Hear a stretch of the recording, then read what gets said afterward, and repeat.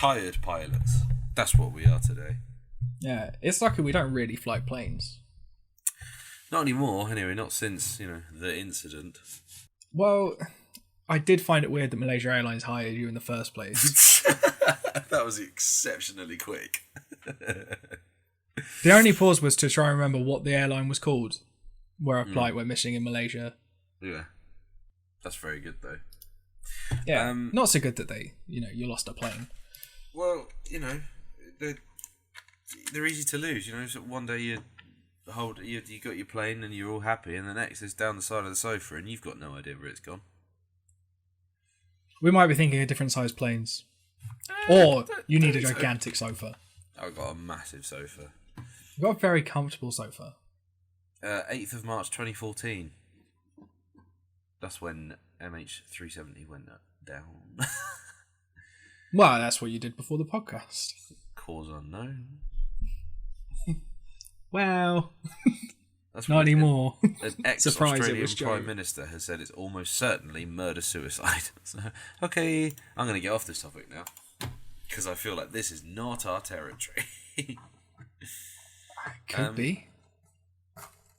Just need a plane. Yeah. What did you mean to discuss? Not do. Mermaids. Give me the ting on mermaids. Well, I mean, as soon as this started, when there was that creature on the boat, I was Siren, like, by the way. Siren. Knew it, called it. I knew it before the titles came up. What you thought? That, admittedly, I knew the title before I started watching the show. So it was. So I think that you probably don't like this. Why? Just experience. I actually did quite like it. Like, in a kind of, like, this is terrible way. I did really enjoy it. Oh, I didn't expect that, because I didn't really like it that much. I thought it felt too predictable. It's got no edge to it at all, I don't think. Yeah, I think... pedestrian, I'd say. It just kind of felt like Jaws, but only had a little bit of shark in it. Yeah. Well, mind you, Jaws does only have a little bit of shark in it. Yeah, but this feels like Jaws if you compressed it and then raced through it really quickly. Compressed air into the shark, so... It wasn't real. Would you say it manages a breaststroke but doesn't quite get up to front crawl? No, because she's a siren. She does neither of those things. Okay, then. She just does the fishy flap. Fishy flap. That's what you're calling that swimming stroke, is the fishy flap. Yeah. What is it then? So basically there's a mermaid that shows up and then this guy's like, yeah, no, I don't believe that it was a mermaid that attacked the thing is, 100%, it's not a mermaid. It's a siren. They're different things. Are they? Yeah. I'm pretty sure they are. I know sirens would they would apparently lure sailors to rocks. I've always seen them as two distinctly different things. I might be wrong. But there's no link to mermaid on this Wikipedia page, so... I don't really know what the difference is between a siren and Hang on. I would mostly just assume that mermaids are nice. The main difference between mermaids and sirens is sirens are predators, killers, and dangerous creatures. Mermaids are known as beautiful aquatic creatures that use their voices to enchant sailors and fall in love with them. Oh, right, okay. Oh, that's in the mythology of Siren, the show. Oh, right. Okay, so that's cool. That answers that then. So sirens basically like attacking people, and mermaids just like banging people. So yeah. When I said they're different, I didn't really mean they're completely different species, but they're just two halves of the yin and yang. Yes. I don't know. There was part of me that was like, this is alright. Like, all the bits in the water, like the horror sections, like where they're getting picked off, and then there's the bits in the water and stuff. I was like, this is all right, I mean, I don't think I'll watch any of this ever again. But for the time it was on, I was like, this is pretty decent.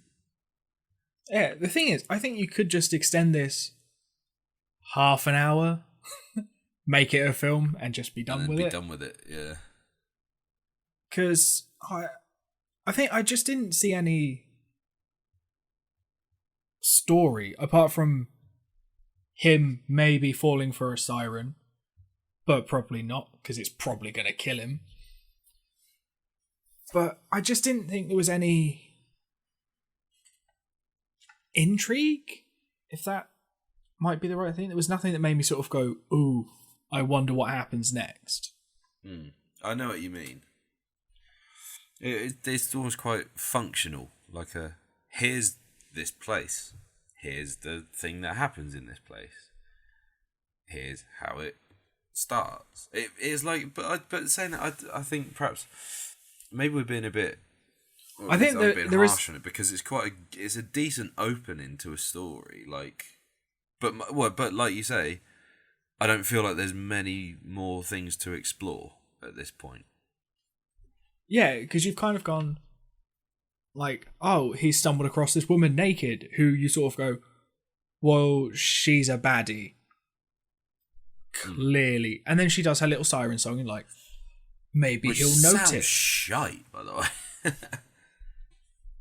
But I think it'd be really, I can't in my head picture what it should sound like. I imagine that's a really hard thing to do, to write a little bit of music that a person can sing that sounds a bit otherworldly, but also still enchanting.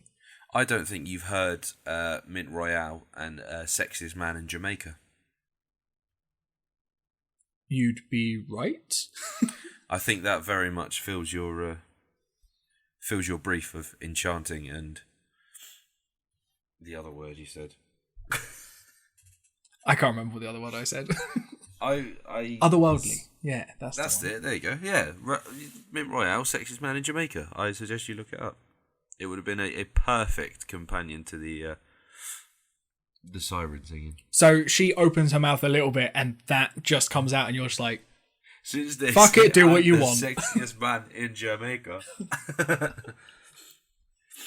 But yeah, it looks nothing like Bristol. I've been to Bristol many times. Doesn't look like that.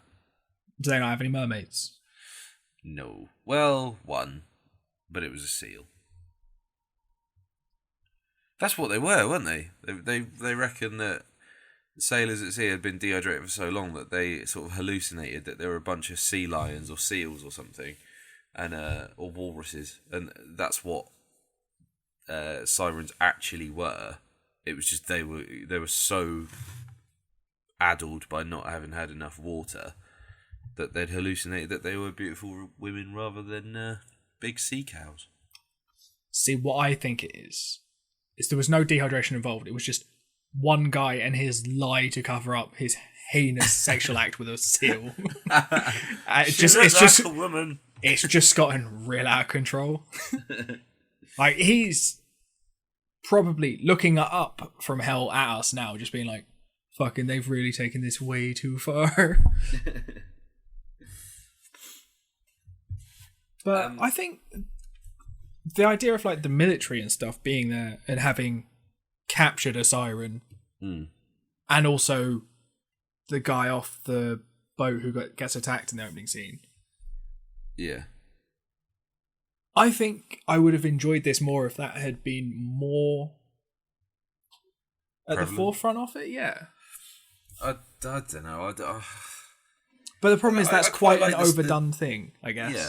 I quite like it's, the small town, sort of like, where he's got this girlfriend who's like, just, their relationship's sort of annoying because it looks too TV perfect. Like, I didn't buy them as a couple. It's because they're on telly. What? You joking? Yeah. Well, I hate to break it to you, but a lot of the stuff that you see isn't real. That's a fucking lie. Okay, I mean, some of it is. Like, anything that looks like you're in a padded room, that's real. That's the reality. Everything else is just drugs. And a functional imagination. Sounds good. You've actually imagined this whole set of TV shows we've watched. Why haven't I imagined the fact that this podcast is more successful than it actually is? Because you're realistic.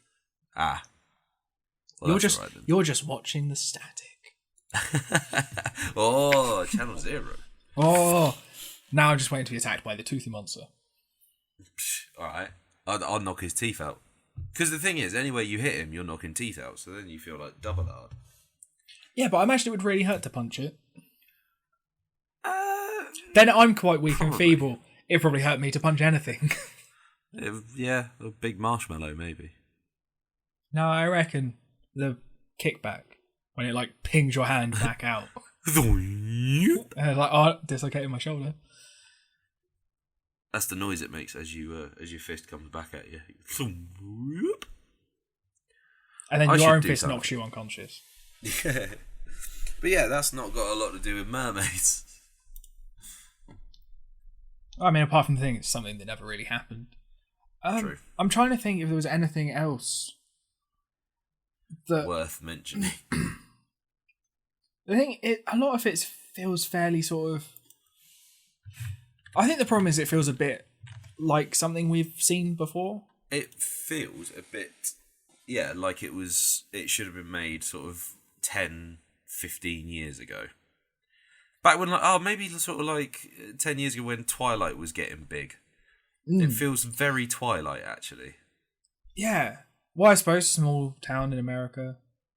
Weird creature, sort of man who kind of goes, oh, she's a bit cute. And then she puts clothes on, he's like, I'll just let you leave. Mm. And like, I mean, he's got the classic dysfunctional family. I think the dad who's only in it for like a couple of minutes right at the beginning. But yeah, I think there just wasn't anything that really hooked. This is a problem with watching so many TV shows. Yeah. That I remember, but we'd find something in every pilot that would be like, oh no, maybe we'd keep watching this. Now it's just like, well, when you've done 100 episodes or something, I think, you get to you get to be a bit more fast and loose with what is definitely going to be. You're definitely going to carry on watching. Yeah, I think that's fine. I'm sort of scrolling through just to see roughly where the story goes.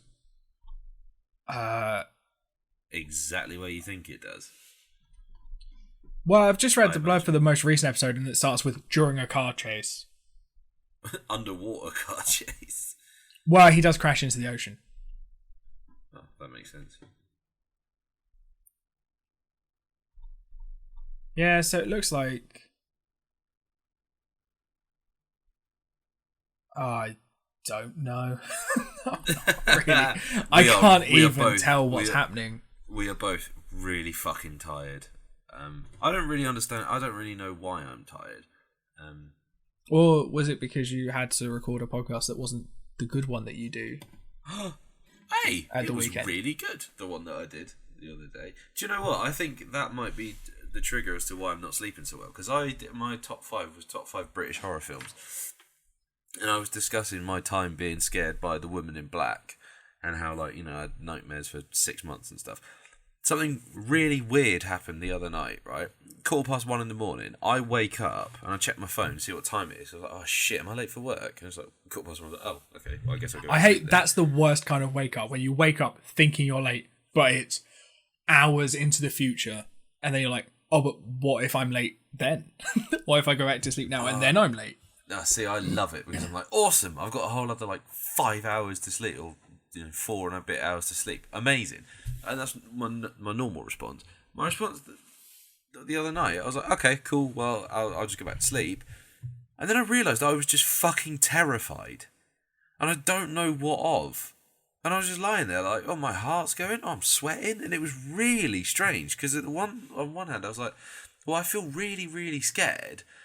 And on the other hand, I'm like, it was more sort of just curiosity surrounding that. So I was like, I just was so confused. Like, I don't really know what to do at this point because I feel like I should maybe do something, like, you know, check there's no crazy axe murderers in the room. But at the same time, I was like, yeah, I'm really glad that real you didn't, comfy. because it would have been a really awkward way to be like, hello, it's me. I'm in your bathroom. I'm just touching all your stuff. It was really weird. Really weird. But yeah, then I sort of calmed down after a while and went back to sleep. I was like, it was very strange. But it was quite cool. Yeah. You're tired because you started playing a game. Yeah. What game was Factorio's a it? bitch. Oh, fucking hell. That one. Jesus. Right, let's do The Crossing or 4400 or The Refugees. Because this is the thing. It's the same show as 2 other shows. See, I like this one more, but it might be because I haven't seen those other things that you just mentioned. I like this one considerably less. Oh, well, you'll be happy to know it's been cancelled already. That's alright then. There are 11 episodes of it. I think it's a brilliant idea. I don't think it's executed very well. So the Crossing is basically there's a whole bunch of people who wash up on a beach. Most of them are dead. But the people who are alive say they're from America, but they're from an America which is 180 years in the future.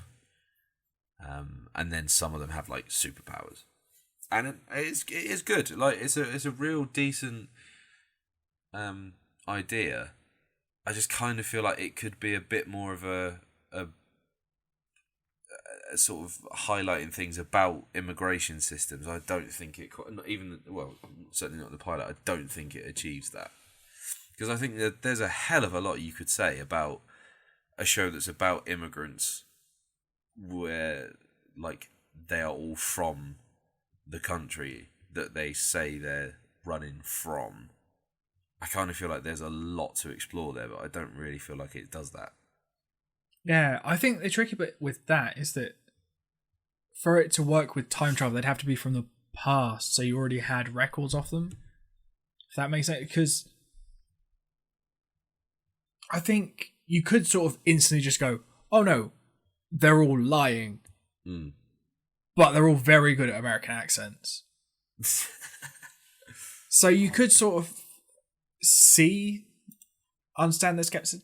But the thing, they're treated reasonably well in the pilot, and I think maybe that's something that I was surprised. I assumed that they'd just be like living on the beach and sort of treated a bit worse. That's exactly what I'm saying. Is I feel like that it's too nice. Yeah, and I mean we've seen what Trump has done with, you know, immigrants and people coming across the Mexican border, and the fact that he's putting kids in cages, and just to be like, oh yeah, no, it's all open arms and everyone's happy, and that, you know, we've set up some temporary housing for you, we've managed to solve you, and you're just like, well, I don't know, I kind of feel like you could say more about America and the state of things by being a bit more realistic with it. Like saying, right, well, they just wouldn't be trusted. And, you know, I don't know. It feels like a good idea. And, you know, perhaps that's not the point of the show, to make a point about immigration, but it kind of feels like if you are making a show that starts off with some people saying we are basically immigrants from America, I kind of feel like you have a responsibility to be making a point about immigration, and I didn't get that feeling from the pilot. Yeah, I think my part of my issue is that I'm a little bit drunk. I think actually no. Part of the reason I'm interested in the show is because I don't really know what angle they're going for. Because like they're clearly going like sci-fi, future war, time refugees. But I don't know what kind of show they're trying to make. Because it feels at the start of it feels a bit like, oh, it's going to be sort of 2 local cops trying to solve like a mystery that's way beyond their pay grade. Instantly phone Homeland Security and there's like, so it's not that then. And then I think, and then it leans a lot more into the science fiction stuff when they start talking about like the apexes and the all that stuff. And then there's a bit of like not espionage, maybe like more thrillery, crimey, drama sort of stuff around the more of us came but beforehand earlier. Yeah. To be fair, that ending is amazing. Like I 100% didn't see that coming. When he shows up and he's like, "Would you recognise these people who came before by sight?" He's, "Yeah, definitely." And as he walks towards him, he's like, "Ah, shit." And he just goes, "Guess we've answered that then." Yeah. That was a great ending. I did really enjoy the ending of that. I still don't think I'm going to watch any more of this. The thing of these two, I might watch more of the. I mean, partly because I know that there's only 10 episodes and it's being cancelled. Yeah. Well, 10 more episodes to watch. Yeah. I think... Yeah, I'm not expecting it to be incredible. I'm expecting it to maybe be an enjoyable way to spend a few hours. Yeah.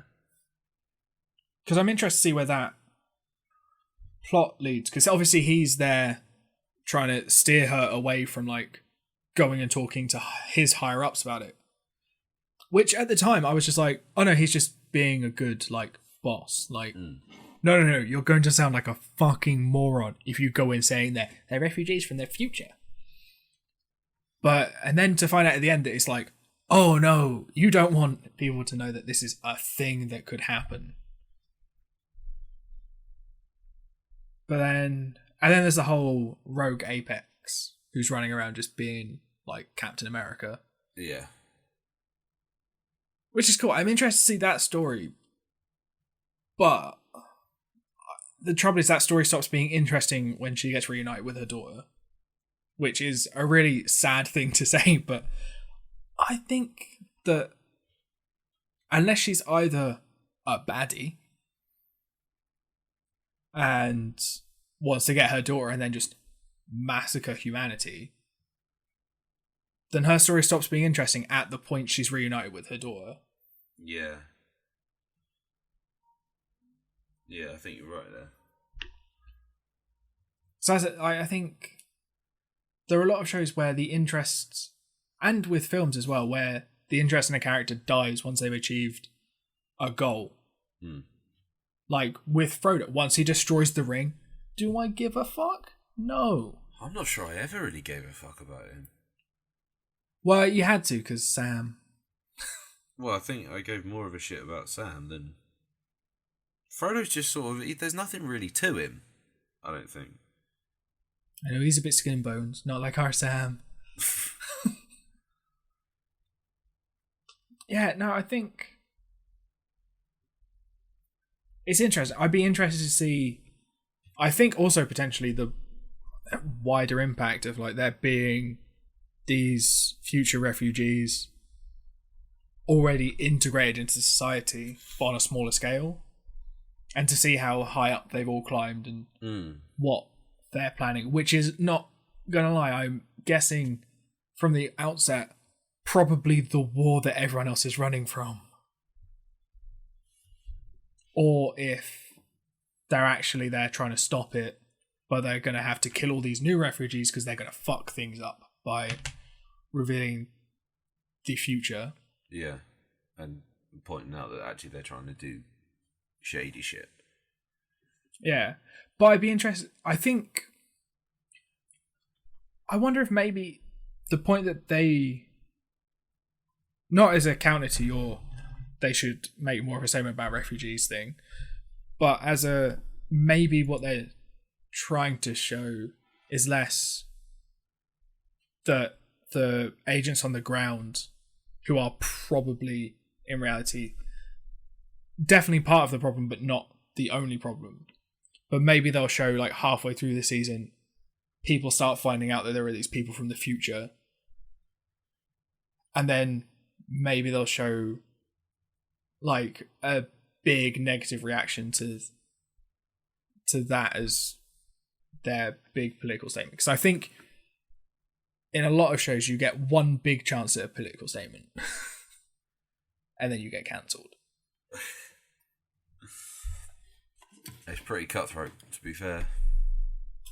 Yeah. You're not given many chances with American TV. Well, the thing is, the first episode had 5.4 million viewers, which sounds pretty... It is in our country. In the UK, that's a huge share. Well, to counter that, the pilot episode of Siren had 0.87 million for its pilot. And that's on its second season.